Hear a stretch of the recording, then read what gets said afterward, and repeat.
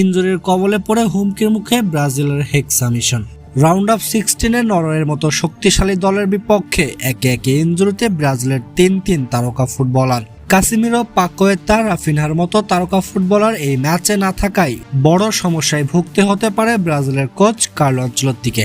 চলতি বিশ্বকাপে এখন পর্যন্ত টপ পারফর্মারের তালিকায় রয়েছে পাকোয়েতা, আর তাই তো নরওয়ের মতো শক্তিশালী দলের বিপক্ষে তার একাদশে না থাকাটা হতে পারে ব্রাজিলের জন্য বড় ধাক্কা।